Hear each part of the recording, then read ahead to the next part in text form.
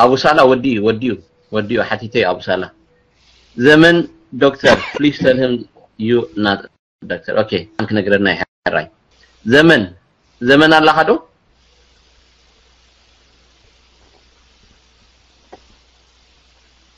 زمن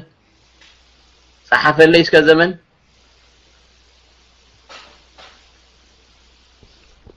اوكي خلق سل زمن اوكي قيح خلق سل I think اوكي حجخه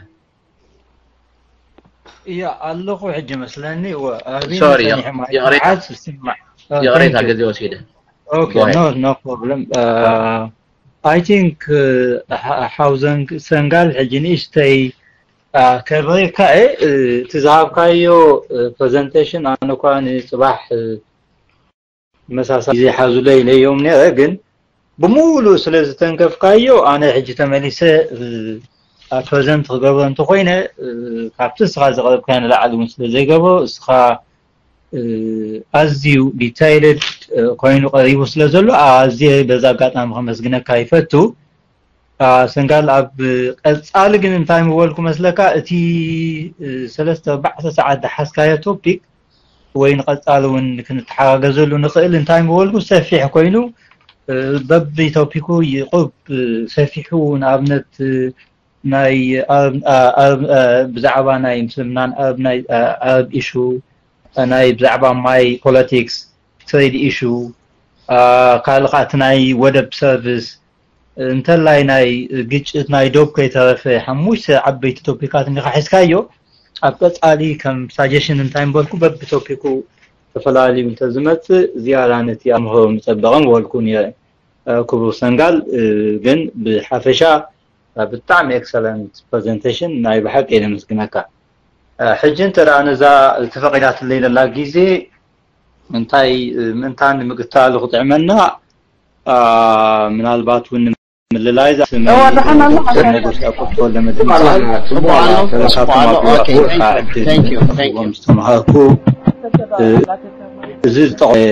how Senegal nai Kavango and Limpopo River بأكل ناي agricultural economics ناتي PhD أون أوكي قدمنا موسيقى أو مكبرات حوار حنتي بعدنا موسيقى تغير نجار أصوات عم تاوني تلاي هذا نامي بيان نجار جوكات لذيت فترة زكايد رأس محمد أول حدا زبط جوكات زبط هذا ترى بوليتيكا مزرعة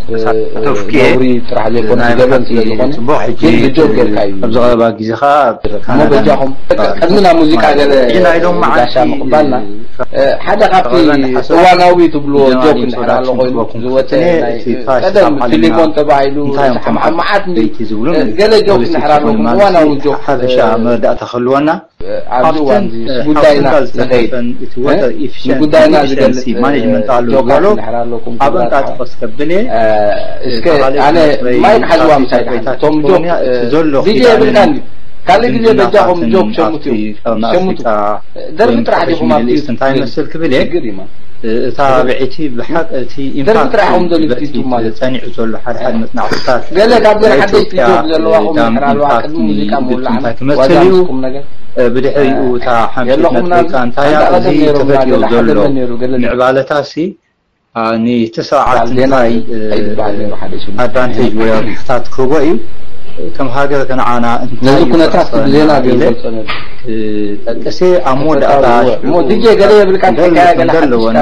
حكايه حمامي ولا قال يوحنس أداي وسط كون للرسول كلنا من اللواني انت جبنا ناي حيش مليت يقولكم كتعال مو موسيقى كان وقتنا ازيو بيكونات هو دخلنا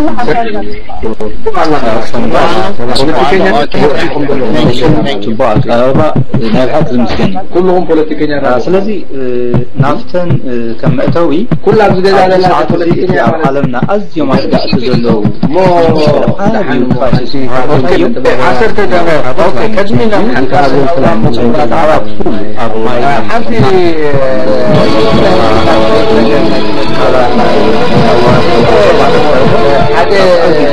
هذا مش يقال عن عالمنا جوكا لا الوازل سجل تعبير تراجي كاين قال اي بقول تعبير شنو تعبير تراجي نوري على كل عالم نواجن هي اي ما موسيقى عشان بالي حتى هو نوري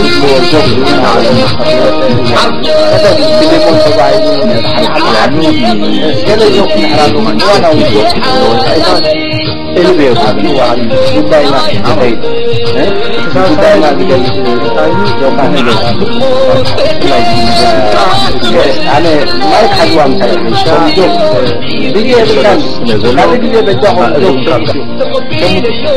درب راح يكون ما تصدق راي ساعتي اتش اي في بفلاي درب راح عمدوا لفتيتو مالفتن ازي وسكان زله تن حامشاي كات ايكونوميك كرايسيس ويك فاينانشال كرايسيس وي تيرمينال دبحال دلو بعالمنا درجه قطباوي ازخا خبيد متيو بفلايتن ويست قطبا وي دما ايكونوميك كرايس كم دلو اندفينيت كقصل دليا نزل عالم كقصل زلنا ريسورسز كا وحد سلازخونه بزز اكل دماني اتزغب بان عبيت لزي رخبا دلوا الفاينانشال كرايسيس نامته عبيتنا قالوا ان حيلوا دخاتاتنا دخيو ناي دخلنا داب نافط خيد دلي جلوبالي مالتي كم اتو كنا مالتي لازم نفتح حساب بلا نفتح وتر انيشنس زبلا امسا حالو زنبرنا لك يقريبو كو او سنغال او انتاي زول انتان دي اوكي وتر بسنكي وتر مانجمنت انيفيشنسيز فتقدر 400 زخون يهلق يزلو انتاي زهلق افتي irrigation system بلو irrigation system flooding يخونمو ببزح يهلق له تي بتخالق 3% زخون كخابي زهلق دلو climate change ويدما evaporation خفيف خير على السماي اذا غافتي 3% يو تي 10% لما كونيل كان ايكو سيستم مالت ايكو سيستم اتوم عنتوينا بحر ياتون يلو سطح ديكونه افتي وحاز دلو هيوت خا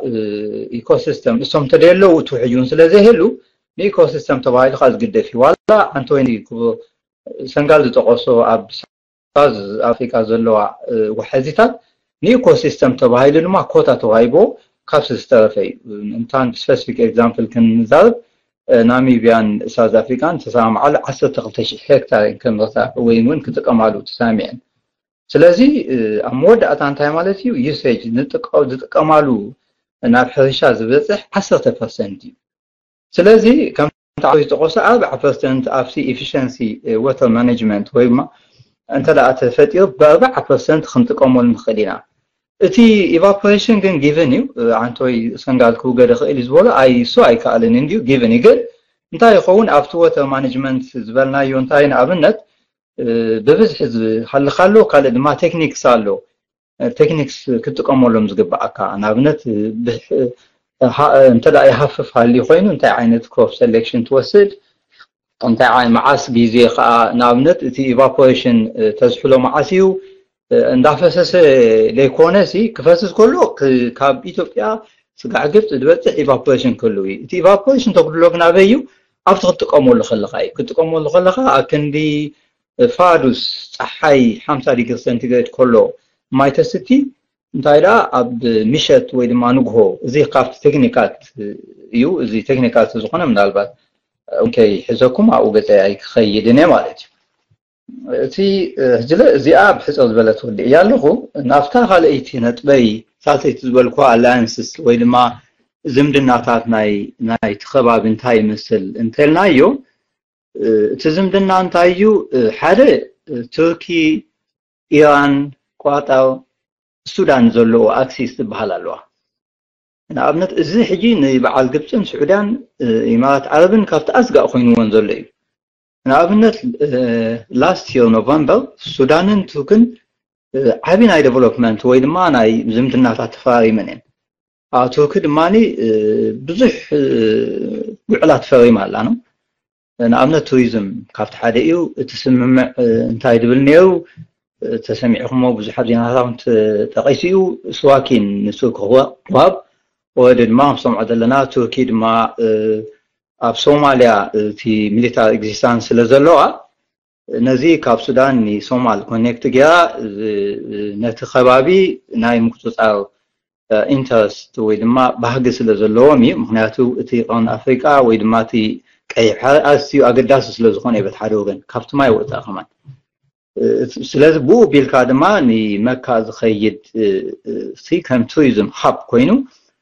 ክትቀማሉ አዝ ሴም ድማ እቲ ናይ ሚሊታሪ ሃብ ክኾነለን እንታን ስለተደለየ ስለዚ እዚ ካብቲ ሳይት ገባይ ነው ስለዚ እቲ ሓደ ዳይሜንሽን ከአመናሎ ቶምሱኒ ሞዴሬት አሊያንስ ባህልካ سعودية ግብጽ ዩናይትድ አረብ ኢማራት አለዋ በዚህ ዝምድና ናይዚ አዝየን ዲፕሊ ተሰሚዕወን እቲ ኤክስፓንሽን ኢኮኖሚ ፖለቲካል ፓወርፉል የብሉን ኢለን ነዝውን አዝያ ቡ ነዝ ኻፍን ግብጽ ኒ سعودياውን ክልተ ወደባት ከም ዝሃበተን ውን ተቃሲው እዚ ትኺዳን ሕጂ ኣብዚ ተሪኢኹሞ ስፔሲፊካሊ immediately سعوديا ني كيفها قداسነት የመን መውቃዕ ኒ ኢርሳስ ወደብ አሚን ዓሰብ ኣብዛኣተወትሉ immediately ላዕቃብ ሰላም ናይ ቋጣር ከአምስ ሓደ አክሲስ ስለዘለው በቀጣይም ወታደራቱም ሲሒቦም ስለዚህ እዚ ካብቲ ዝምዕብል ዘሎ ዝምድናታት ስለዚ እንታሎ ናፍቲ ስርዓት አትራክሽን ናይ سعوديا بنفيت كبالو ساعات مالتي بتحد سايد ما كاب ايجيبت زمت كازمدناتات ون يركبالو مالتي سلازي زي اون بريفلي نافت خال نافتا امباكت زول كواي خملس تي طلواتاتو وي امباكت دصنعوز الى من انتاي مسل كندمنتاي زاكليو زبل حتوتات تدا حتت كوينا خافتي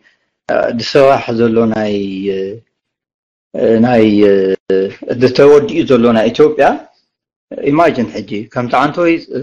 استدقسه تي فلو كاب 9% ناب 8 خو قدل مخان فلتي زخا فلو تداقنيسو بتمسك كلايمت تشينج زقنسو زلون تي نهري ويكا فيلوسيتي زبحال لماني كقنسي نتي نتوحج مالتي زبعلهم ግብጻውያን ደስንዕዎ ሳይንቲስት እንዲ ስለዚህ እዝንታይ ክፈጥሪ ማለት ነቲ ሃይድሮ ፓወር ደሎም አስዋንዳም እንሶይ በ30% ዝኸውን ሎስ ኩሎም ያፍቲ ሰፕላይ ናይ ኤሌክትሪክ ፓወር ማለት እሱ ታኸ አክል ድማ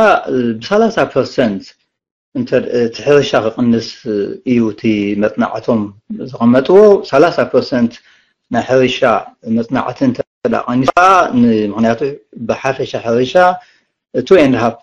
ናፍት خلق ቁጠባ እዩ ዘበርክት ማለት ስለዚ ብኡ መጠን ናብ ድኽነት ክንቃላ ዓይና ዝብል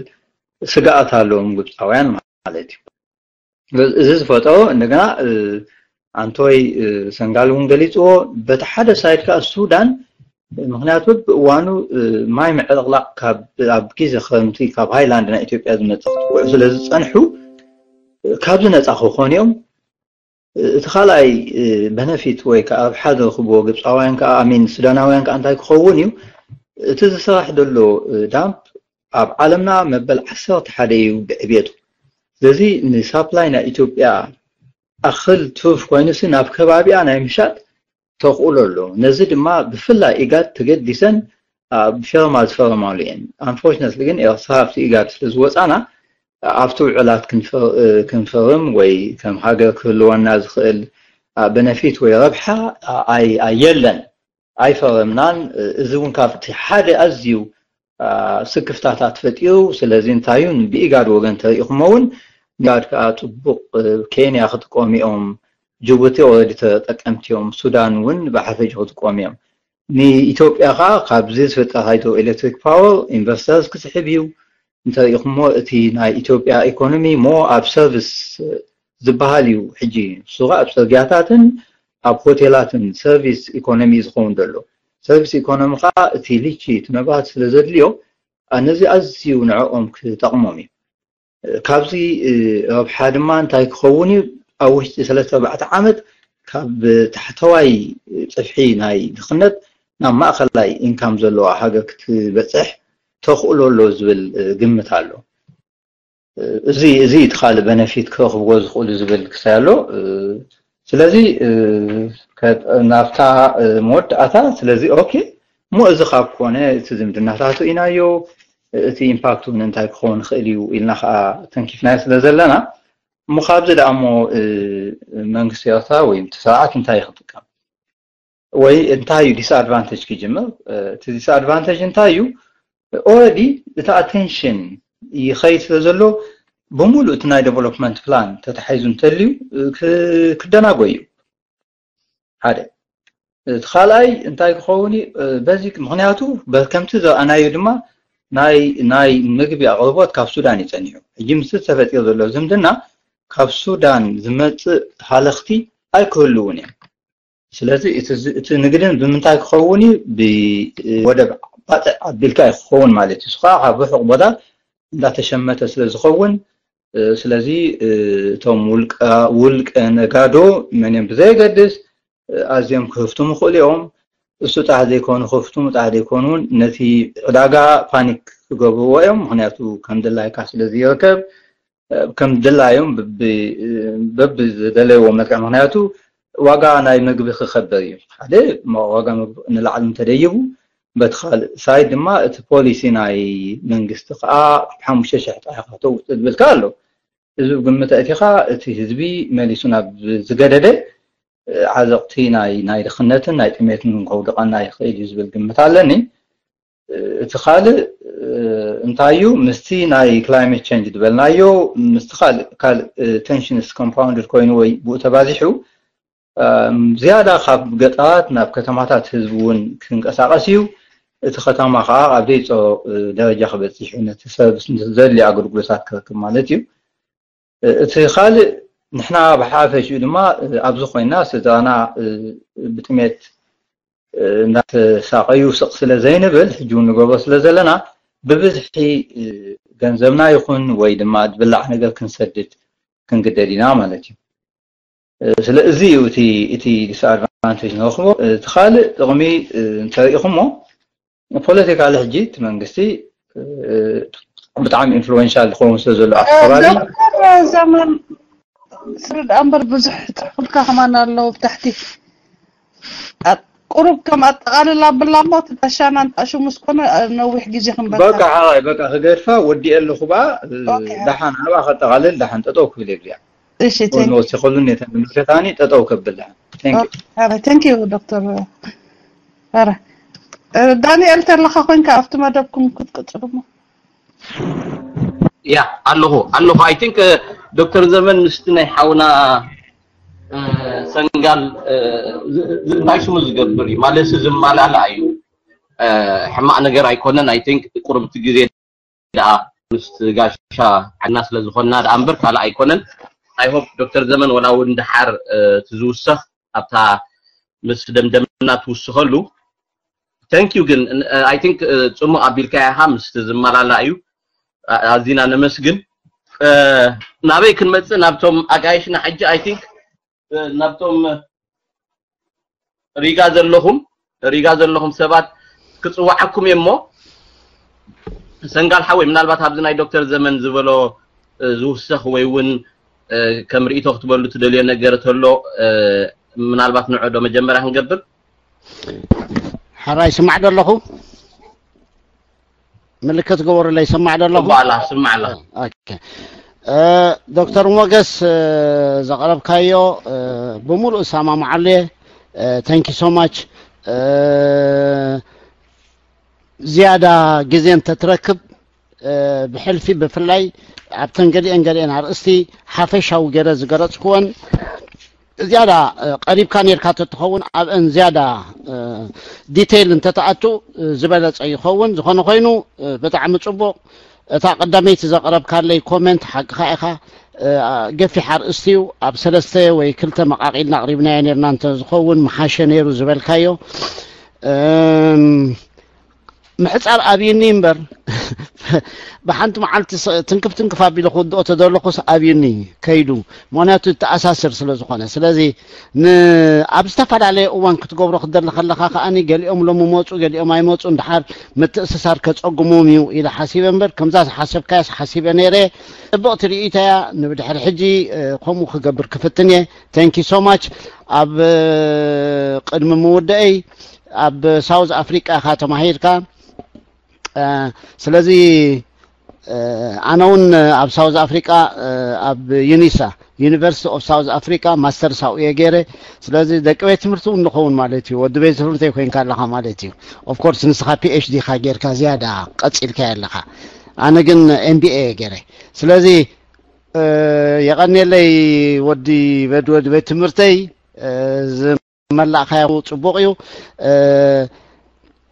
I'm sure بقلقات امنتن راخب ابزر استزي قلقله عمينا خنزارب دسم بلن نيرو نحجقني اكل thank you so much okay thank you كبر حاو سنغام سلات تحتناها همو خا دكتور زمن يخبلو كبرتها هابلنا سلتي زمالالا زقربكاي مالتي مو نخنقصل حجي نتوم ابريغا زلهم I think عبدالغاش انتلخها I think ابريتو يو دلتا الله هادو اوكي دلتا يلن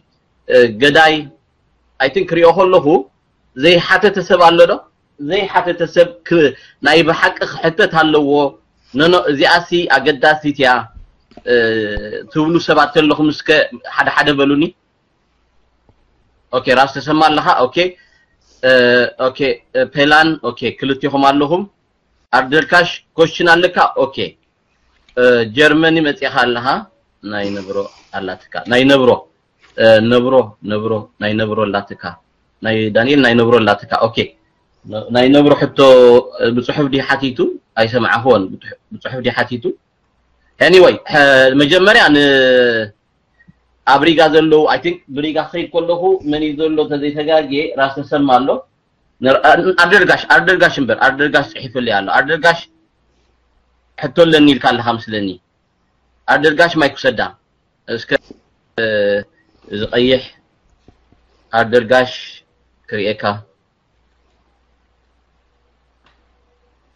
ኦኬ አርደርጋሽ ቀይሕ አለካሊው ቀይሕ ይብሉን ኦኬ ቀይሕ ይብልካን አርደርጋሽ ቀይሕ አለካ ይሪኤልካ ኦኬ ከልግሰልካ ኦኬ حج نعم حجي حجت مت تخلي هاردقاش اوكي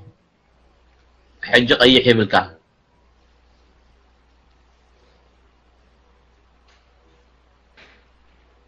አርደጋሽ ኦኬ ምናልባት ካልወት አድመናት ይወሞ ይቆኑ ክሪዮ እንደገና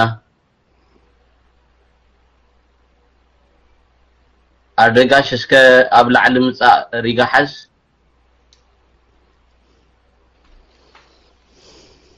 انا يلقسول له قيح اي ثينك انتايش من خون علينا مسلني انا يلقس وي حدا يلقس انا يهب الله مسلني يا حرا القسول بلمو القسول اوكي ادمنات له نارغاش قيح القسول اوكي ادغاش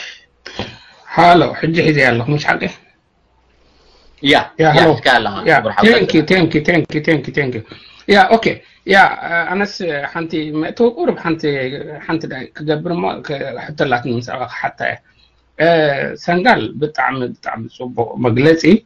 دارغا ابت فاميلي زلو ناي تنتانا خلت زلكم فاميليهم دارغا حونا بوليتيكاس حيال تنتانا ينيرو anyway انا نيشتي كحبر دل زلكم تايو اتي مربن سيتيتن ወይ ድማ ተከዘ ክልተ ዝተፋላለየ ሩባዩ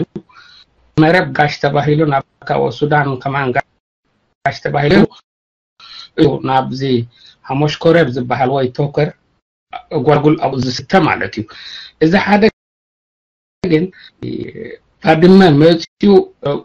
ጎን ኢትዮጵያን ኤርትራ ኣብ ኢትዮጵያ ተከዘ ዝበሃል ኣብ ኤርትራ ሴቲት በሃል ኣብ ሱዳን ሰኣተወ ኣጥበራ ይባሃል ክሳብ ዝመዓስከር ማ ገመለት እዚ በሽመል ጉርባ ዝቕመጡ ዝነበሩ ሱዳን ከማን ዝፈልጥዎ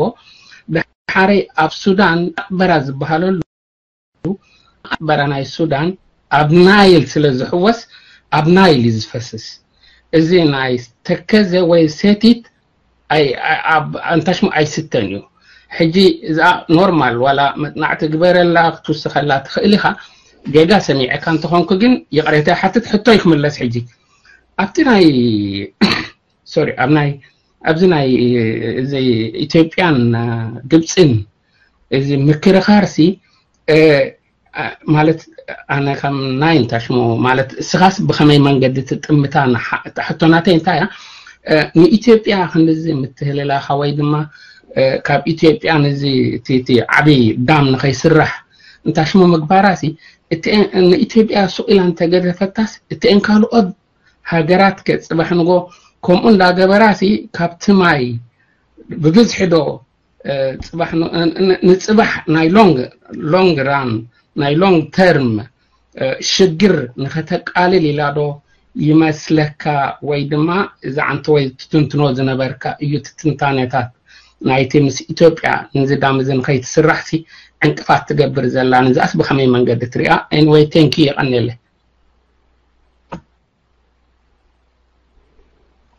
اوكي ካልኣይ ክንከይድ ምእንታን ተሓባበሩና ክንውድእ ያ ራስ ተሰማ ኺድ ራስ ተሰማ ቀጽል ክወርሓ ራስ ተሰማ ቀጽል ራስ ተሰማ ቀይሕ የብልካን አልጊሰልካ ኣለኹ ኦኬ ኣለዎ ማለት እዩ ራስ ተሰማ ኣለዎ ከልግሰልየ ኦኬ ኣባና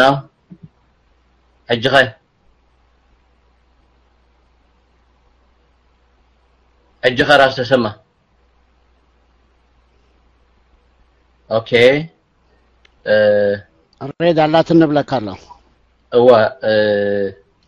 الجسل جن يلقس يلن somehow يلقس يلن راس تسمى اوكي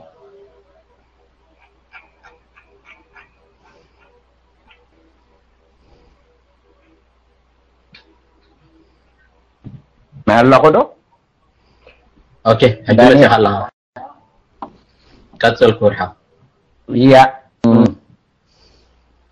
مجمريا ثانك يو سنقال كمل لها ما مهرتي لها تولد لها نتعبتها أنا العجز عربك nice to hear your voice دحرر بعن قال نعمت تمسخها مسمع أهو بصدرع تاترفت صبك تقول له تصفى دبر حطوا يتا مسلكم بوزر تقبرنا النجار لا تتخالف مساحاتكم سما واحد سجمي بالليل بوزر تقبرنا النجار لا إذا بوزر تقبرنا النجار زياء أب أسنا كاب ملس زينا ود سمع قواق عليه الساقة بزعبات هدوبيا كدقمو قنو حيدلني ولا تدوب ولا تبت خريستيان اب كلتا يمقن اذا تغيرو جن اذا كلتا حجرات زي انسي كما يقرن خدائن زبل حتو مقرابو الجن عايز قرمتن اندا توقن ايدوبي كم زبلوه حنت هاجر كابدو بوتياس بمنتاي كتكيد اللوع تتقدد هذا تخيلين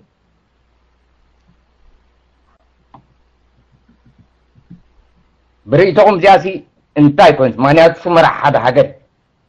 تهاجر كلا حاجر كاتيها مسوم زيت سما معسي نايقدن دي بقن ما كنت كحزا ويس كل نجر نيروز بالحتو نابعاتكم بريتهم تبونين تعب ديدو لهونكم كا سعبوا أبو خلهم الرايدو كالي زد لكم نجر تيو نايقدن نايكون نايك تمر في لي بسترفه thank you very much يغني اللي تدحر إذن قادر لها خسع لهم اللادهم سخا يلا أي فلتكم thanks نبعاتكم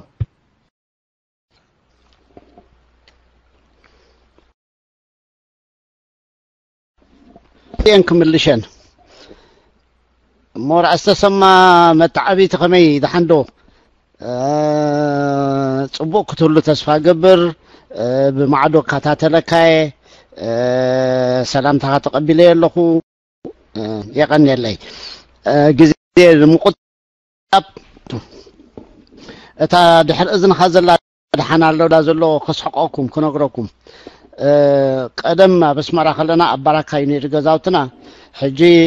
لاعلي واخلخ انا ودي 5 ወይ 6 ዓመት ድሩዕ ሓዚሉኒ ንዓልናይ ንላዕልን ደይ ቢሉኒ ሒዙኒ ላዕሊ ተሰቂሉ دحار عدي ندقو تقتل كدل خلا بلعل تنطلطينا مسرعات سنبيدا وي تبل نع اخر اخبل شتتيلو كلتينا نابزا مريت امود اتا كلتينا راسنا فقعقعيلو هوسبيتال نوح غزي شعو مصلاوي زبحال نيرو تصلينا قلمله حج بسلا نيرنا انا بزي غوننا نخلتينا حجي راس تسمى دارغا بوقيلنين حجي دلي خاي ترخبنني اوكي نابتا حتى خاخ ملس متعبيتي اذا نايدب حتو انا نتعبابيو خوينو سمعني حقتات هالو ديو والله نايدب حتو مبزحتيو غزي اب انترناشنال كورت فور اربيتريشن كيت كايو زوسن بتخلتخا تسامع مع خلو منقدي يزبل لك بخمو خاني خيدنا تدانينا حجي ختكبر نيرودو ومنم زطراطر ነገር የለን እንደحد ተሰማምعنا ይልካ خيت كاسي بدحريو ازدو زبحل قال زربا خوينو سمعنا نعي اتحتو ግን اتي وساني صقم نيرو ودو አይነበሮን አነ ዝፈልጦን ዝርድኦን صقم نيرو ንሱ ግን አይኮነን ክቅዮ አይ ብኡ ተቀይደ ከይደ ይልካን ሕርት ሰማሚዕኻ ይጸብቕ ይሕመቕ ንሰላም መታም ክትብል ተቀይድካ ክትከይድ ነይሩካ ንሕና ግን ዋላቶም ደብለይ ትፈትሕን በሎቶም ካሉ ኩሉ መብዛሕትኡ ከምዚ ዶግማ ጌርናዮ ናይ ዶብ ሕቶ አሙሉ ዓለም ብዶብ ዘይተሰሓብ ዓዲ የላን بدوب تسححيبه الى اب كينات تاتو ግን ደናቁር ጥራሕም ከምዚ ኸማና ውሕዳት እንደገና ኸአ ነትናይዶብ ሕቶ በታዝ ተሓንጸጸታ በታዝ ተወሰነታ ገለ ኢሎም ዝነቕጹ ውሕዳት ከምዚ ኸማና ዓይነት ጥራሕም ዶብሲ ዓብ ሽግር ኮ ይኾነን ሕጂ ኣብ ሰዓት እዚ ነቶም ኣብ ኢትዮጵያ ዘለው መራሕቲ ኣብ ሓንቲ ገዛ ዓጺኻ ነቶም ኣብ ኤርትራ ዝመርሑ ዘለው ኣብ ካልእ ገዛ ዓጺኻ نت حزبي نت ناي كلتي حزبي اسك بدوب اذا دوب زياسي حنت صوا تسمامعكم تراداديكم حنت صوا صباح خنمصينا انت نبلم ات حزب تبقو زلو نموالو بحنسا زنبره دقيق اي موسدتلون دقيق ايتو زناتكم زناتنا تباهيلو مغبره ولا ز صحاحب ነገር انت ازركبون ان كان هوان እንዳተባህለ مفتحو نيرو انت ኮይና አይና كم دوغما زلنا زي ነገር زي انا بطعمي زحفرني ابز سعزي بزعبا دوب እንዳበልና خنزارب دوب فتحيو زي تفتح شجرنا نايتهم كلتيهم منغسات رايو انا بخوم ياترداني نخلتيهم القسنا حزبي هاي خوفيلكا ودايا انت نبلو اب كلاي معلت توديات حنصيص امرانا يانيرنا ايدلينيوم دوب كينات مبغس خوينو አይፈልጥኒ ኣብ ብዙሕ ሃገራት ኣብዝና ኤርትራን ኢትዮጵያን ከ ዶብዩ መምኽነይታ ዶነሩ ክኸውን ይኽእል ዶብ ግን ጠንቅ ኮይኑ አይፈልጥኒ ምክንያቱ ብዶብ ዝበኣሳ ነይረን እንተዝኾና ናይ ዶብ ሽግር ዘይብላ ዓዲ የላን እንተ ደሊኹም ሓንቲ መዓልቲ መጽ ናይ ኩለን ከቕርበልኩም ክእል ግዜኹም ሙሳጥ ጥራሕ ስለ ዝኸውን ስለዚ ኣነ ከምኡ ምተረዳእኒ ስለዚ دوب كيت حانصص قدمو كنዶ دድሕሪኡ ክትከይድ ምውዓል ናይ ጽሉላት ሃለውለው ኮይኑ ይስማዓኒ ስለዚ دوب ኣይባእሰናኒው ናይ ዶብ ጉዳይ እንተአለና ህዝቢ ኮፊሉ ወሲኑ ንቅድሚ ከደሉ ምክንያት የለን ጸገም ክፈጥረልና ዝኽእል ኮይኑ ኣይስማዓንን ኢሳያስ እንታይሉ መለስ እንታይሉ ንዝብል ናይ ፖለቲካ ጸወታዩ ንዕኡ ንግደፎ እቲ ሓቂ ግን ካብዚ ዝወጽ ኮይኑ ኣይስማዓንን ስለዚ ኩልና ደለይ ተፈትሒ በኸሙ ጌርና እንተ ንሪኦ ስለዚ ናይ ዶብ ሽግር ኣለና ዶ የብልናን يبلنا نيلناس كنوسدو تواتيتنا دو بو هو تواتيتنا ناب انترناشونال اربيتريشن كيدنا دو هو نوساني خيته تريفو دو هو እዚ ሁሉ هو ኮዩ ግን ሽግር አይኮነን ናይቲ ህዝቢ ናይ ክልቲኡ ህዝቢ ሽግር አይኮነን ናይቲ ክልቲኡ መንግስታት ሽግር ጥራሕ እዩ ስለዚ እንታይ ገድሽና ኢና ብዛዕባ ሽግርና ዘይንዛረብ ብዛዕባ ሽግር ናይ ዞም ክልቲኡ መንግስታት ንዛረብ ሎሙ ለው ጽባሕ እኮ ኣይክህሉውን እዮም ኣነ ብኸምኡ ገይረም ተረዳእኹዋ እታ ናይ ኣዳልጋሽ ርእይቶ ከኣነ ናብ ኣኽምለስ እታ ናይ ኣዳል ዳሽ እተን ዝሃብካየን መረዳእታታት ኣነ ዳርጋ ካብ ሃብትማይ ካብ ዝወፅእ ነዊሕ ገይረ ስለ ዘለኹ ገለገለ ሓበሬታታት ክርስዑ ይኽእል እርጋን ከኣላ ስለዚ ንስኻ ዝያዳ ኣብቲ ቦታ ተቐሚጥካን ትፈልጦን ስለ ዝኾንካ ተን ዝሃብካየን ርዳኣትየን እቲ ሕቶ ግን ሓንቲአን ዋላ ኣብ ፈለግኒል እንትሕርኣትያ ንሕና ማሕበር ናይ ፈለግኒል ተግብረና ሓንቲአን ዋላ ክሳዕ ሕጂ ዝነበረን ሓበሬታ ክልቲአን እያ ትብል ነይራ ዋላ እንተዘይ ኮይና ከምዛ ትብላ ዘለኻ ንስኻ እንተ ኮይና ሓንቲአን ዋላ ናብ ናይል ትፅንበር ምዃና መረጋገፂ ስለ ዝተረኽበ ኣባላት ናይ ናይል ቤዚን ኢኒሽቲቭ ኮይና ስለዚ ይምልከተና እዩ እዚኣ እታ ነጥቢ ኣብ መንጎ ኢትዮጵያን ግብፅን ዘሎ ምክርኻርሲ ተን ካልኦት ከኣኒ ከምኡ ኸይብላ ንዕኡ ከም መከላኸሊ ጌራ ትወስዶ ዘላ ዶ ኮይኑ ስምዓካ ፖሲብል እቲ ሕቶ ግን እንታይ እዩ ካብዚ ጉዳይ እዚ ክትሃድም እንተደልያ ኣብ 1999 እቲ ናይ ናይል ቤዚን ኢኒሽቲቭ ንበይና ትጥቀመሉ ነይራ ምስ ሱዳን ሱቕ ኢለን ነይረን ኢናፍ ኢዝ ኢናፍ ኢለን ኣብ ሓደ ተኣኪብና ብዛዕባኡ ክንውስን ክንከል ኣለና ክብሉ ክደልዩ ከለዉ እንታይ ክትገብር ከይዳ ስለዚ ኣእሚነ ክወፅየ ናብ ረብሓይ ክልውጦ ነቲ መጋቢኣ ኢላ ሓሲባ ኣብ መወዳእታ ግን ናብ ረብሓ ክትልውጦ ኣይከኣለትን ሕጂ ኣብ ቁሩብ ቅስኣት እያ ስለዚ ኩሉ ግዜ ክትሰዓር ክትደሊ ከለኻ ፎርጆ ኮይኻ ትፃወት ቶም ኩዕሾ ትፃወቱ ዝያዳ ርዳእኩም እዩ ሓንቲ ጋዳ ምስ ተሰዓረት ኣብ መወዳእታ ኩሉ እቲ ጥበብ እቲ ክእለት እዩ ዝጠፍኣ በቃ ምትህርራም ኣብ ምርጋፅ ኣብ ገለመለ ጥራሕ ተኣቱ ኣነ ናቱ ነፀብራቅ ከይኸውን ይብል እቲ ይኹን እቲ ግን እንታይ እዩ ኣብ መወዳእታ ካብ ኢትዮጵያ ጥራሕ ዘይኮነ እዚ ጠለብ ዝመፅእ እተን ኣብ ልዕሊኡ ዘለዋ ሃገራቱን ነቲ ጠለብ ኦልሬዲ ተኣኪበንሲ እዚ ጠለብና ኢለንሲ ይመፃ እየን ዘለዋ ስለዚ ዘይተርፍ ሕቶ እዩ ነቲ ዘይተርፍ ሕቶ ከመይ ጌርና ኩልና ንንረብሓሉ ዶክተር ዓንተወይ ሞጎስ ይገልፃ ነይሩ ገለ ሃስያ ኣብ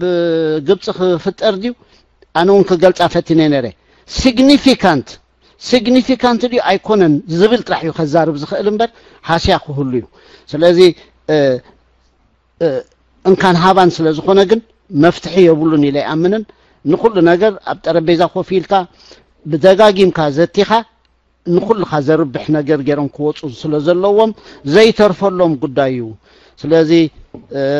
ካባኻ ዘይሓልፍ ጋሻሲ እንታይ ግበሮ ሰዓሞ እንታይ ጌርካ ሰዓሞ እዩ ዝበሃል ከምኡ ስለ ዝኾነ እቲ ኣብ ባይታ ዘሎ ኩነታት ንሱ ስለ ዝኾነ ግብፂ ኣዳዲማ ዝነት ፈጢራ ኩለን ኣብ ጠረጴዛ ኮፍ ኢላ ምስአን ክመራፅ ኮይኑ ስማዓኒ ንዓይ ዘይተረዳእኒ ኣነ ዘይፈልጦ ግብፂ ከዋፃኒ ትብሎ ካልእ ስትራቴጂ እንተልይዋ ግን ምስ ግዜ ክንሪኦ ኢና የቕለይ ኦኬ ታንክ ዩ እሞ ሕጂ ንመንሽሙ ክንቦይና ፔላን ሂብና አይ ቲንክ ክንድምድም መስለኒ ካልኦት ምናልባት ዝሓተትኩም ይኹም መብዛሕትኹም ክሕተት ዘለዎ ግድን ኣሎ ዝበሃል ተኮይኑ ዕድል ክንህብ ተዘይ ኮይኑ ግን ምንዋሕ ጥራይ ዝኸውን ዘሎ ፔላን ኣለኻ ዶ ፔላን ኣለኻ ኦኬ ፔላን ከልግሰልካየ ኦኬ ከልግሰልካየ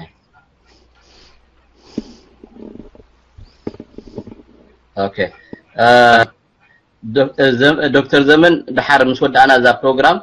እቲ ምናልባት ዕድል ክንጥቀመሉ ኢና እቲ ተሪፉ ዘሎ ክትገልፆ ትኽእል ኢኻ ፔላንድ ኣበይ ከይዱ ኦኬ ሰላም ይትናለና ከመያምሰሁን ነቲጋሽ ኦኬ ፕላን መጥፋላ ኦኬ ቴንክ ዩ ትግርኛ በደንብ ክሰማኒ ትግርኛ ንሽታይ አሚቼና እንታይ መስልካ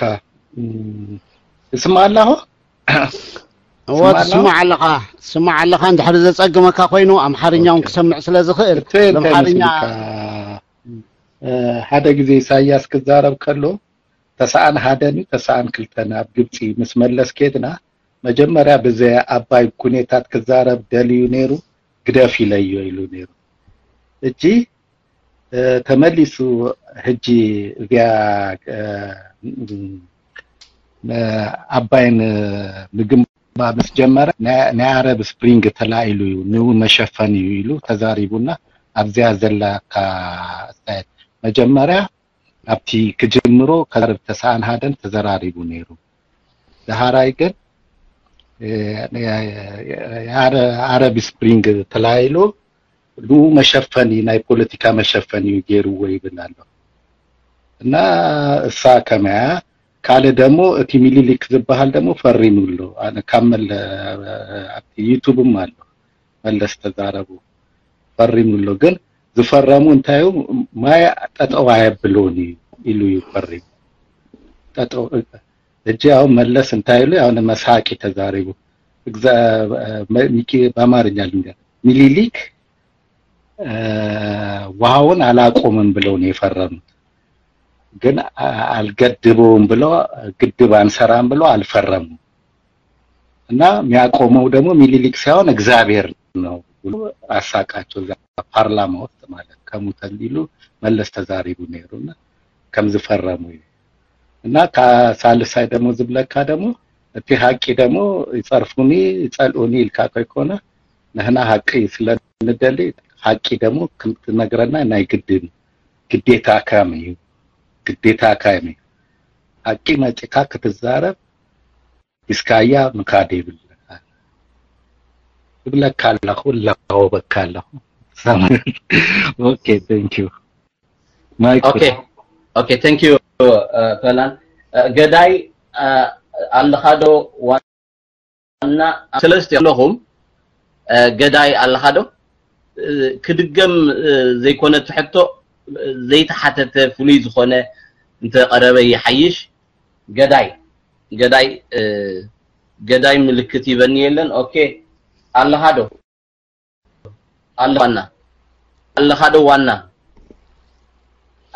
ዋና ኦኬ አማዘር ሪቨር ወሓትት ተኾይኑ ምልክት ኤስኤስ ኦኬ ገዳይ አሎ ኦኬ ገዳይ ማይክ ሰዳ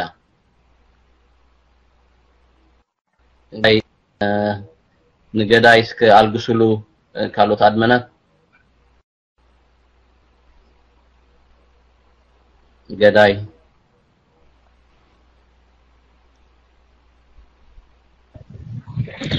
ታንኪዩ ክብርሃው ታንኪዩ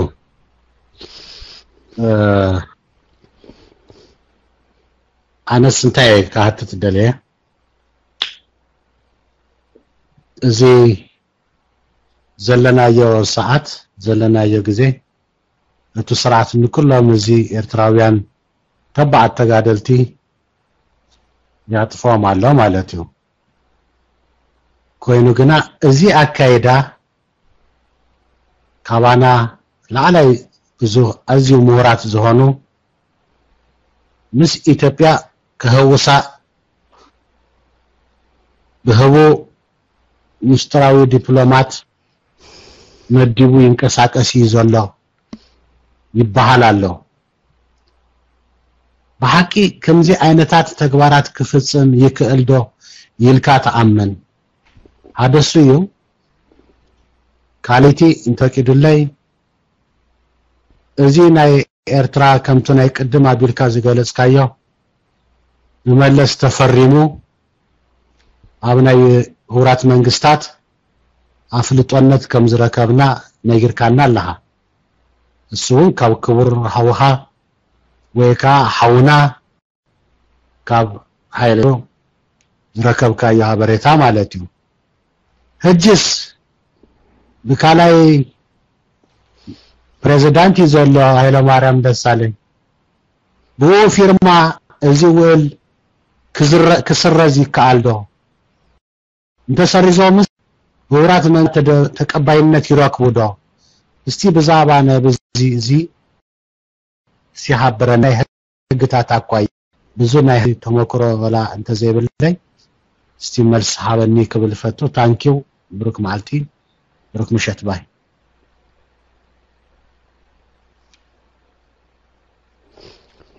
አራይ በታዳ حرويتي حتى خجمر امونغو ኢትዮጵያን እንግሊዝን ምስ መላሊኽ ውዕር ተፈጽሙ ነይሩ ወትብል ሓንዲያ ኣነ ኣይፈለጥኳን ነይረ የቀኒየለይ ጽቡቕቲ ሓበሬታ thank you so much የቀኒየለይ እትሕቶ መለስ እንታይ ኢሉ ዘይኮነ ኣሞንጎ ኢትዮጵያን እንግሊዝን ንናይል ንፈለግኒል ዝምልከት ውዕል ዝገበርዎስ ተቀባልነት ሃለዎ ዶ ካትመጽእ እንግሊዝ እንታይ ምልከቶ ፈለግኒል ስለዚህ ምስ እታ ኣብ ዕሙሩ ዓለም ሕጂ ተቀባልነት ዘለዎ ፕሪንሲፕል ይዘሎ ኢለ ሕጊ የለን እቲ ፕሪንሲፕል ገንታዩ እቲ ማይ ካብ ሓደ ዶብ ናብ ሓደ ዶብ ሰጊሩ ይኸይድ እንተዳኣሎ ኮይኑ ነተን ሰጊርዎን ዝኸይ ዘሎ ሃገራት ዋንነት ይምልከተኒ ይዝብል ስለዚህ ኢትዮጵያ ምስ ግብጽ ዝገበረቶ ውዕል እንተነይሩ ሕጂ ብዛዕባኡ ተቀባልነት ክህልዎ ይኽእል ዶ ኣይኽእልን ክትብል ትኽእል ኢትዮጵያን እንግሊዝን ውዕል ገይረን ኢልናሲ ነዚ ሕጂ ፈጺሙ ዝዛመዱን ኣይኮነን ምናልባሽ መለሊ ካብቲ እዋንቲ ዓቕሚ ስለ ዘይነበሮ ንእንግሊዝ ስለ ዝነበረ ድዩ ብዝኾነ መንገዲ ኣይትንክፎን ኢሉ ውዕል ገይሩሎም ክኸውን ይኽእል እዩ ፈሪ ጽሒፉ ዲገለ ብወላ እንተዝፍርም ነዚ ሕጂ ዘሎ ኣባይታ ኣይልውጦን እዩ ስለዚ ኣነ ብከምዚኣ ምተረዳእኳ እሞ ተሓበሬታኻ ግን ጽቡቕቲ ውዕል ተገይሩ እቲ ውዕልቲ ግን ሕጂ ተቀባልነት ከይህሎ ይኽእል እዩ ኢትዮጵያ ኣይቅበሎን እቲ ውዕል እንተይላ ሙሉእ መሰል ኣለዋ ማለቱ እንግሊዝ ናብዚ ማይዚ ዋንነት የብሉን የዝብል ዘለኹ እታ ካልኣይቲ ሕቶኻ ሕጂ ኸ ሃይለማርያም ደሳለኝ ፈሪሙሲ እቲ ቀደም ዝገበርናዮ ጌጋዩ ወይ መለስ ይገይርዎ ስለዚ ሕጂ ኤርትራ ግን ኣካል ናይ ኢትዮጵያ እዩ እንተይሉስ እንታይ የጋጥም ንዝብል ከኣኒ እታ ንሱ ዝጽሕፋ ደብዳቤ ቀዲዶም ኣብ ዌስት ባስኬት ጥራሕም ዘእትዎ ዝምልሽሉ ኸማን ኣይመስለንን ንሱ ናይ ፍትናን እዩ ምክንያቱ እቲ ናይ ዓለም ሕጊ ስለ ዝፈልጦ ምክንያቱ ኦልሬዲ ሕጂ ከም ዓለም ተቆፂርና ኢና ልኡላዊት ሃገርያ ማንም ንሕና ኤርትራውያን ጥራሕ ኢና ክንልውጦ ንኽእል ነቲ ጉዳይቲ ንሕና ኤርትራውያን ግን ኢንተርናሽናል ኦብዘርቨርስ ንሕቡራት መንግስታት ዘለዎ ፀዊዕና እንደገና ሪፈረንዱም ጌርና ዝወሰናዮ ውሳኔ ጌጋይሞ ሕጂ ምስ ኢትዮጵያ ኢና ንደሊ እንተዳኢልናዮም ግን ነቲ ዝነበረ ወሲኖም እንደገና ኤርትራ ኣካል ናይ ኢትዮጵያ ኢሎም ጥራሕም ዝቕበልዎ ስለዚ እዚ ንክኸውን ከዘሎ ዕድል ክንደዩ ዳርጋ ሓንቲ ካብ 100 ከማን ትዕድል ፀቢብ ኮይኑ ስማዓኒ ስለዚ ብዙሕ ኣይትፍራሕ ፀየቕቲ ክህሉ ይኽእሉ እዮም ዝደለየ ይግበር ነዚ ክልውጦ ግን ኣይክእልን እዩ እታ ካልኣይቲ ምዚኣ ተኣሳሲራ ትኸይድ ግን ነጥብላ ሕጂ ኢሳያ ሃይለማርያም ደሳለኝ መለስ ገለ ዝበሃል ኩሎም እዚኦም ፖለቲሻንስ እንዲዮም ንረሳዕ እዮም ንሶም ዝተዛረብዎ ትርጉም የለን ፖለቲሻን ዝዛረብዎ ኩሉ ግዜ ኣብ ግምት ኣይነእትዎ ኣለዎ እዋናዊ ዓቕምን ሓይልን ሒዞም ስለ ዘለዉ ዓቕሚ ክሳዕ ዘለዎም ኣባይታ ከተግብሩ ይኽእሉ እዮም ኣብ መወዳእታ ግን ንሶም ክኸዱ ከለዉ ምስኦም ዝኸይድ እዩ እቲ ሕቶ ግን እንታይ እዩ ሓድነት ምስ ኢትዮጵያ ዝብሉ ኸ ሕጂ ኢሳያስ ጥራሕ ኣይኮነን ከምኡ ዝብል ዘሎ ካብ ደንበ ተቃወምቱን ምስ ኢትዮጵያ ሓድነት እንዳበሉ ዝዛረቡ ነይሮም ነዚ ግን ብሓፈሻ ገይረ ሓንቲ መግለፂት ናታ ክህብ ክእል ኣቦታትና ኣብቲ እዋን ፌደሬሽን ንህዝቢ ይጠቅም ኢሎም መብዛሕትኦም ንዓና ይጠቅመና እዩ ንኤርትራ ይጠቅማ እዩ ንህዝብና የርብሕ እዩ ኢሎም ሓሲቦም ብዘይ ቅድመ ኩነት ምስ ኢትዮጵያ ሓድነት ኢሎም ስለዚ ነታ ብዘይ ቅድመ ኩነት ምስ ኢትዮጵያ ሓድነት መግለፂት ሞቶናቶም ዝነበረት ከኣኒ ሓድነት ወይ ሞት እዮም ዝብሉ ነይሮም ኢትዮጵያ ወይ ሞት ዝብሉ ነይሮም ድሓር ውሳኔኦም ተተግቢሩ ውጽኢቱ እንዳረኣይዎ ምስከዱ ግን ብዙሓት ካብኣቶም ሽዑ ኢትዮጵያ ወይ ሞት ኢልና ኢትዮጵያን ሞትን ረኺብና ሓንቲአን ካብ ክልቲአን ኢና ዝበልና ሞ ክልቲአን ግን ረኺብና እየን ታ ኢትዮጵያ ረኺብና ታ ሞት ከዓ ረኺብና ይብሉ ነይሮም ስለዚ እቲ ዝዓበየ ፀገም እዚ ብዘይ ቅድመ ኩነት ሓድነት እያ ትፅላእ ዘላ ኤሪትራ ከም ሃገር ናጽነትና ልኡላውነትና ሓሊና ሓድነት ምስ ኢትዮጵያ ሓድነት ምስ ሱዳን ሓድነት ምስ ጅቡቲ እንተ ጌርና የርባሓና እምበር ኣይንኸስርን ምክንያቱ ዓለም ሎሚ ኣብ ሬጅናል ኢንቴግሬሽን እያ ትኸይድ ዘላ ግሎባላይዜሽን ንብል ኣለና ምሽ ንሱኩ ዓቕሚ የብልናን ክንደና ከይንበፅሖ ኣብ መወዳእታ ግን ምዘን ጎረባ ብትናትና መናብርትና እየን ሓቢርና ሰሪሕና ጥራሒና መነባብሮ ናይ ኩሉ ኣሕዛብ ናይተን ኣካባቢና ዘለዋ ብሓባር ክን ብንግዲ ብኩሉ ዓይነት ምትሕብባር ጌርና ጥራሒና ኩነታት ናይ ከነመሓይሽ ንኽእል እሞ እቲ ሓድነት ትበሃል ኣይኮነት እንትፅላእ ዘላ እቲ ሓድነት ቅድመ ኩነት ናጽነት ከሓሊኻ ጽባሕ ንኩ እንተዘይማእሚእኩ ክትምለሰሉ ትኽእል ማዕረ ዕድል ዘለካ ኣብቲ ሓድነት ኣብቲ ስምምዕ ማዕረ ሰይን ዘለካ በቲ ዝገበርካዮ ስምምዕ ከዓ ኣብ ዝኾነ እዋን እንተዘይማእሚእኳ ክትጎትፈሉ ዝኽእል ኩነታት ክትፈጥር ግን ክንክእል ኣለና ስለዚ ሓድነት ትብል ከም ቃል ኣይንፅራእያ ብዘይ ብሓድነት ክንነብር ኣይንኽእልና ንበይንና ደሴት ኮይና ክንነብር ኣይንኽእልና ከምኡ ትነብር ዓዲ ኸማን የላን ስለዚ ሓድነት ብኸምኡ ንጠምቶ ፀገም የብልናን ስለዚ ምስ ኢትዮጵያ ምስ ጅቡቲ ምስ ሱዳን ሓድነት የድልየና ዶ ንህዝቢ ኤርትራ የርብሖ ዶ የርብሖም ፈረቐን ከም መወዳእታ ዕላማና ጌርና ክዞ ንኽእል ዶ እወ ግን ክንጥንቀቕ ዘለና ልኡላውነትና ኣብ ዋጋ ዕዳጋ ከየእተና ጥራሕ ዝመጽእ ሓድነት ንሱ ጥራሕ እዩ ከርብሓና ዝኽእል ዝብል ርእይቶ እዩ ዘለኒ ናይ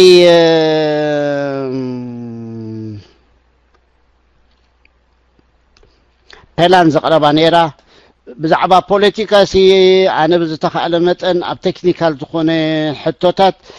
ንህዝበይን ነቶም ደለይቲ ፈትሕን ክፈልጥዎ ዘለዎም ኣነ ዝፈልጦ ሓበሬታ ኣብ ምስግጋር ክሰርሕ ናይ ቀዳምነት እየ ዝህቦ የኢለ ደፋፊኢኹም ኮ ዳርጋ ብዙሕ ፖለቲካ ከም ዝዛረብ ከማን ጌርኩም ምክንያቱ ሎሚ ኣብ ፖለቲካ ከኣቱ የለ ከማን ኣይሓሰብኩን ነይረ ስለዚ ዘገድድ ኩነታት ክመጽእ ክንዛረበሉ ንኽእል ኢና ነዚኣ ብከምዚኣ ክውድእ ስለዚ ናይ ሞተልን ሓደ ክልተ ክቕበሉ እሞ ሕጂስ ቁርብ ክደክም ከዓ ጀሚረ መስለኒ ሰንጋል ካተካዶ አድቢል አራይ ሶሪ አድቢል ታንኪዩ ደይበ ሀቲተ ሶሪ ይቅርታ حسب go ahead okay ታንኪዩ ሰንጋል ሃወይ ታንኪዩ ናይ ባሃቂ ኣነስ እንታይ ካፍታነ መጨረሻ ሰዓተይ ካብዚ ናይ ጽይቃት ውድባት ዝበሃሉ ኢልካ ነርካ ካብዚኦም ጽይቃት ውድባት ዝበሃሉ ነባልመ ነተሃገርስ ክጽይቁ ዝተዳለው ዝበሃሉ ትፈልጦም ሓደ ክልተ ኢልካ ከለከለ እንተ ኢልካና ካሊ ተቃዚ ታንኪዩ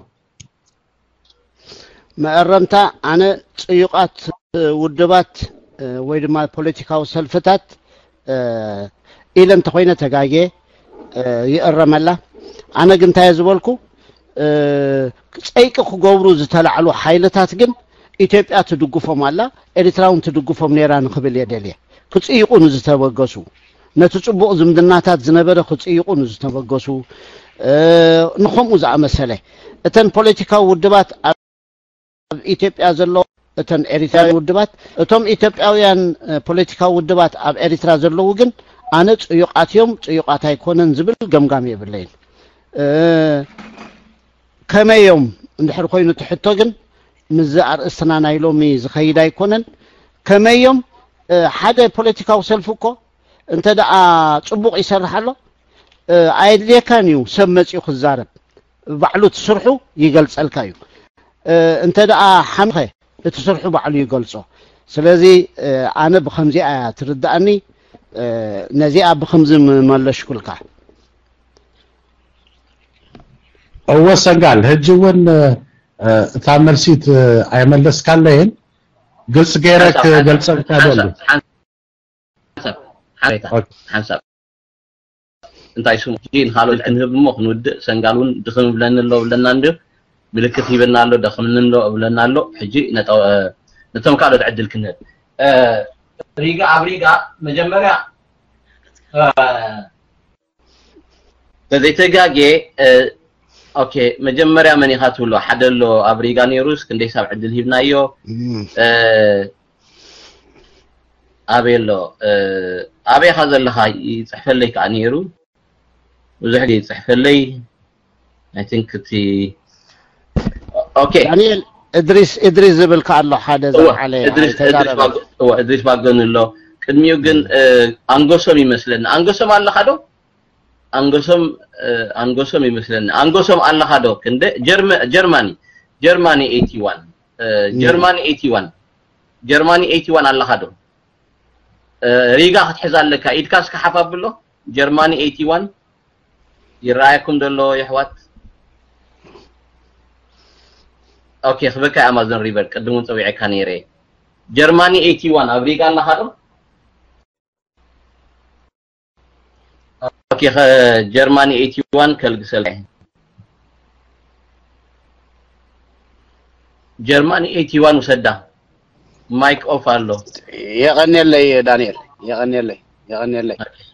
يغني لنا سنغالات كيفنا كاملو معاتي صبق تمرتي بطعمي خمنا لو معلت تمرتي ري يفلطن بطعم صبق يغنيلنا بحطي كملس نالبات تحتي تخوينو شلل بلا وطي سلازنبركو بصراحه سلازنبركو عنت بقاتي نيره اندحر تحتي تخوينا دحنا يدليكاني يعرف تحطي تركي ناي ناتو ابال مخانا كلاتنا نفلطينا حجي ابزي قرنا افريقيا زخيد زلو غزياو قلولاو ناتو محبرات ويدما يوروبيان يونيون بعابيون ودب حدنة أفريقيا يونايتد أمريكا سئلن داون أميرن ريال لوا سلمنتاي عبد الخيد الله وهو زيتن كلها تنسئين حجي بزعبو من لا يسحبا ويعجب زبلا يراون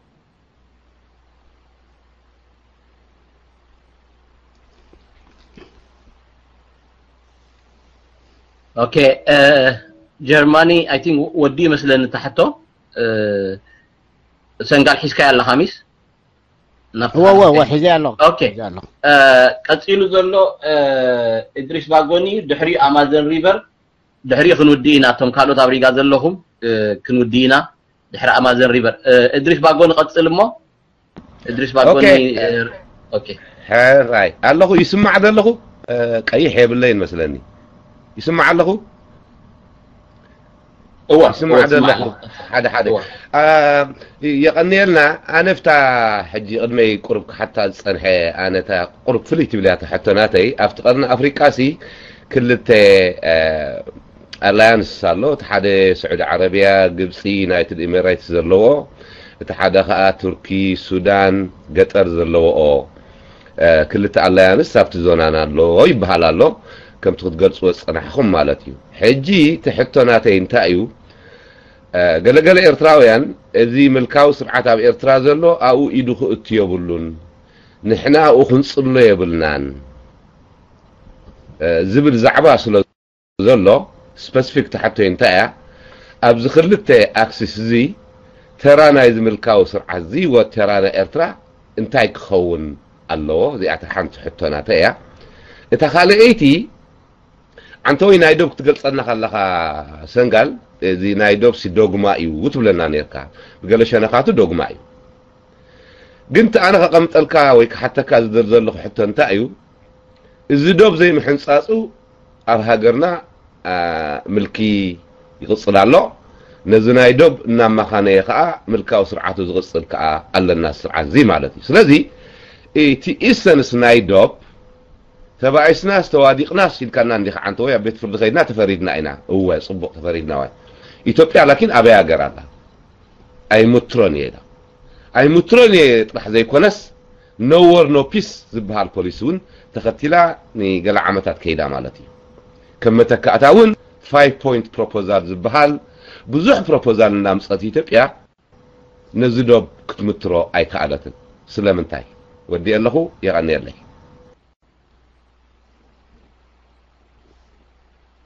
سنغال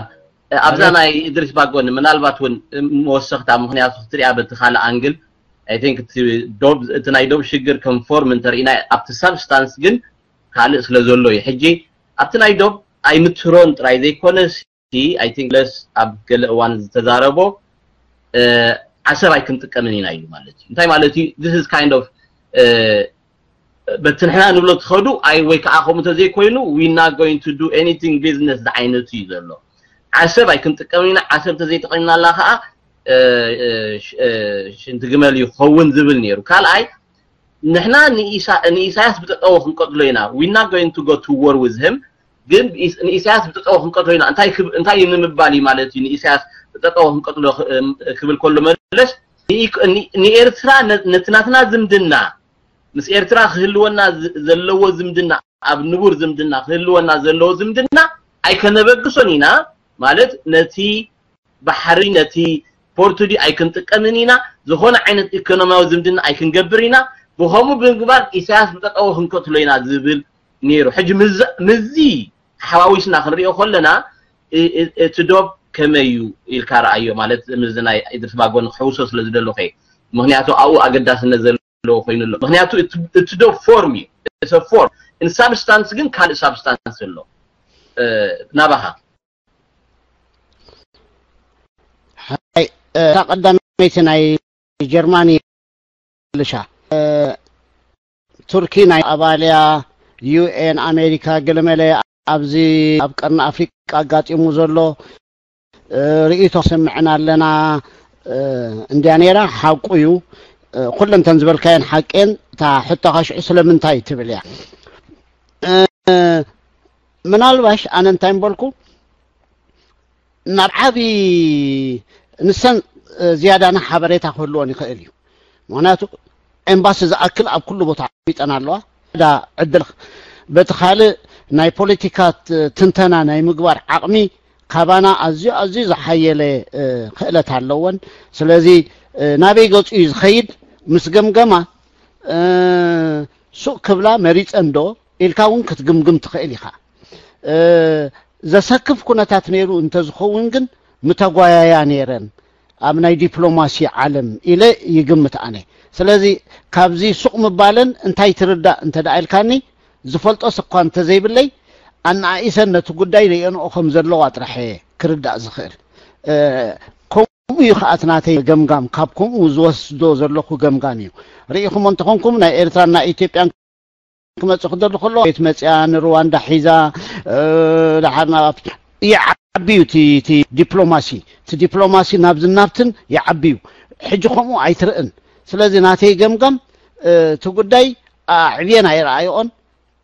نحناينا متيتنا خم بلانشنا نفحنا وخوينو زسمعنا زلو إذا مباركو تبايتا زلو حق اغن كالو خونو نخيل تغاغيون كون خيل نعيغن غمغامي كابزي كسا حجز ريو زلخو بخومو طرح مغمغم كوامو سلمنتاي تبل انديا رئيتي سلازخونت رئيتي غيركا طرحو سدا غن ازي اسكم قنعتي رئيتو غيركا ختوزدا اي دليكان كغاغيكا تمثلن طرحه تزاريبه نابتاناي ادريس باغوني خخيت كلت اليانس استفطيرلو هو كلت اليانس استفطيرلو اريترا اكسس كتاطنالو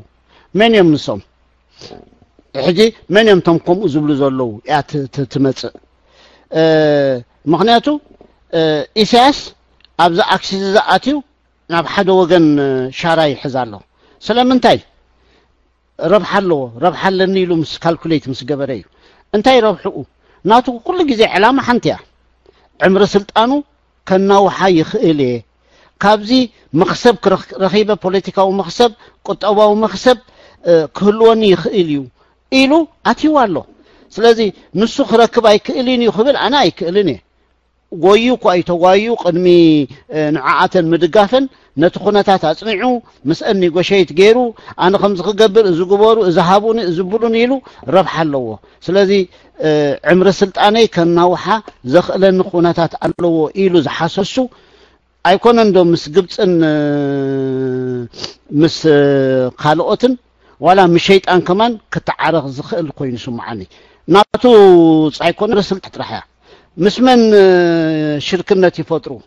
ወላ ንምንታይ ምስ ሸይጣን ኣይኮውንን ጥራሕ ነታ ዕምሪ ስልጣኖም ከተናውሓሎም ጥራሕ ምስ ደልዩ ኣነ ብከምዚ ገይረ ምተረዳእኹዋ ስለዚ እቶም ክኸውን የብሉን ዝብሉ ዘለው እቶም ካልእ ከዓ ንውሰድ ንህዝቢ ኤሪትራ ኸ ነቲ ስርዓት ከም ስርዓት ገዲፍካ ህዝቢ ኤሪትራ ኸ የርብሖ ድዩ ኣብ ከምዚ ቁርቁስ ከኣቱ መሳርሒ ናይዞም ክልተ ክበኣሱ ደልዮም እንተደኣልዮም ኮይኖም የርብሖ ድዩ አንተ ይኮ ገሊፀ ኣይኮነን ንህዝቢ ኤሪትራ ነቶም ክልቲኦም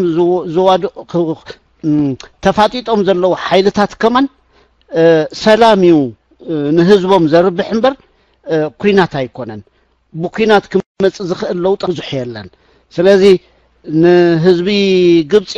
ኣይጠቅምን ንህዝቢ ሱዳን ኣይጠቅምን ንህዝቢ ኤሪትራ ኣይጠቅምን ኩሉ ኣብ ጠረጴዛ ኮፍ ኢልካ ክትፈትሖ ክትደሊ ከለካ ጥራሕ ኢኻ ዝያዳ መክሰብ ክትረኽበሉ ትኽእል እታ ደግማዩ ስለዚ ተሓንፀፀ እንዳበልና ንገብሮ ዘለና ፎርሚዩ ሳብስታንስ ኣለዎ ወለዎ ሳብስታንስ የብሉን እኳ ኣይበልኩን ብዛዕባ ተሕንፃፅ ኢና ንዛረብ ዘለና ኣነ እንታይ ይብል ነይረ አንተወይ ኣብ ኤሪትራ ዘሎ መንግስቲ ኣብ ሓደ ጸልማት ገዛ እንተተዓፅዎ ክንቀሳቀስ ከም ዘይክእል ኣብ ኢትዮጵያ ዘሎ መንግስቲ ዓፂኻ ንዕኡ ከኣኒ ነቲ ህዝቢ ጥራሕ ነቲ ህዝቢ ፍትሑ እስከዚ ኣሽግር እዚ አንተ ትብሎም ታ መስመር ጥራሕ ይኹኑን ዝፈትሑ ኣብቲ ናይቲ ህዝቢ ዘሎ ክስታት ኣብ ግምት ከእቱ እዮም እዚኣ ከምዚ እንተገበርናያ ኸ እዚኣ ከምዚ ኸ ቋሚት ክትኾነልና ንሩባ ተኸቲልና እንተኸድና ኸ ቤተክርስቲያንስ ኣይነፍርስ በዚኣ እንተጠወናያ ኸ እንዳበሉ ክሓስቡ ይኽእሉ እዮም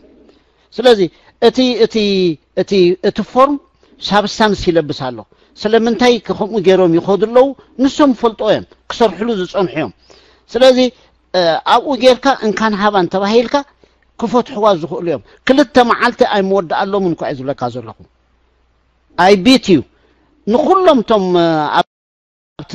ኣብቲ ዶብ ዘለው ብሓንቲ መዓልቲ ፊስካ ሂብካ መምስቲ ጎረባብቲ ዘለኹም ተሳኒኹም እታ መስመር እስካ ሓንፅፅዋ እንተትብሎም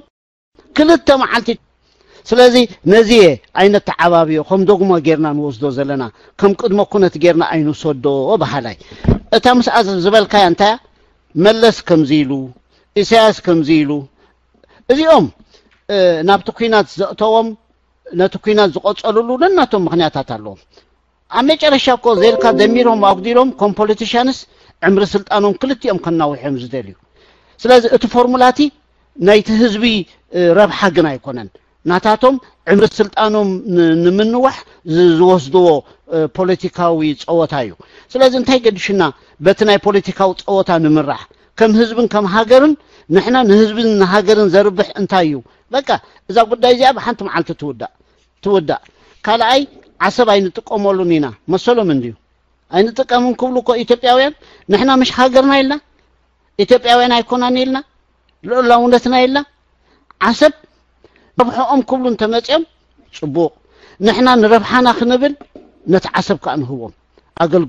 ኣገልግሎት ንቦም ናይ ኣገልግሎት ዋጋ ንወስድ ስለዚ እታ ወደብ ኣብ መወዳእታ ከም ኮሞዲቲ ኣትኾን ከም ኮሞዲቲ ንሶም ብዝማዕምኦም ይኸዱ ናብ ዝማዕምኦም መታን ከይኸዱ ክንስሕቦም ኢልና ንሕና ከኣኒ ዝሓሸ ሓለፋታት ንገብረሎም ብዝሓሸ ኩነታት ጌርና ንሕዞም ሽዑ ንሕና ንኸስብ ንሶም ይኸስቡ ጅቡቲ ኣብ ዝእዋንዚ ክንደይ ዝኣክል ክሳዕ 1 ቢልዮን ዝፀጋጋዕ ገንዘብ ናይ ኣገልግሎት ኢላ ትወስድ ኣላ እዚ ናብ ኤሪትራ መፅኡ ነይሩ እንተዝኸውን ብዓሰብን ባፅዕን ተጠቂሞምሉ ንህዝቢ ኤሪትራ 1 ቢልዮን ብጣዕሚ ብዙሕ እዩ ብጣዕሚ ብዙሕ ስለዚ ኣነ ብከምዚ ንርአዮ ምበልኩ መለስ ነይሩ እንተዝኸውን እዚ ዶብ እንዶ ኣይምተወደአን እቲ ትማሊ ዝበሎ ገሪፉ ንሕና ብዝሓሸ ዋጋ ብዝሓሸ ኩነታት ዓሰብ እንተነቕርበል ናብ ዓሰብ ከይፈተው ክመጽዮም ከምዚ ማይ ናብ ዝማእምኦ ቦታ ይዝኸይ ዝብሉ ንስኻ ከዓ ከም ኮሞዲቲ ጌርካ መውሰዳ ዓሰብ ዝሓሸት ንኢትዮጵያ ከም ትኸውን ሞግበራ ከይፈተው ከማይ ኮረር እንዳበሉ ክመጽዮም እንታይ ይዛረቡ ነይሮም ብዙሕ ዘገድስ ኣይኮነን ቶም ፖለቲሽያንስ እንታይ ይብሉ ከምቲ ክጽሕፉ ከለው እንታይ ይብሉ ብዙሕ ኣይትገደሰሉ ንዓይ ከምኡ ረኣየኒ መቸም thank you ሰንጋል ሓዊ ኦኬ ናይ መጨረሻን ኣማዞን ሪቨር ክንወይና ድሓር ኣማዞን ሪቨር ሓንቲ ሕቶላን ሰንጋል ክንሓቶይና ድሕሪ በኣ ክንውዲና ኣማዞን ሪቨር ኣለኻ ዶ እስከ ቀይሓልግሱሉን ኣማዞን ሪቨር ኣለኻ ዶ ማይክ ሰዳ I think let me see if I can ከልግሰልካ ተኽኢለ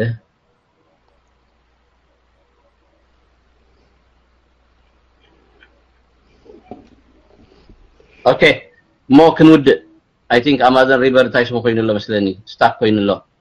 I don't see him.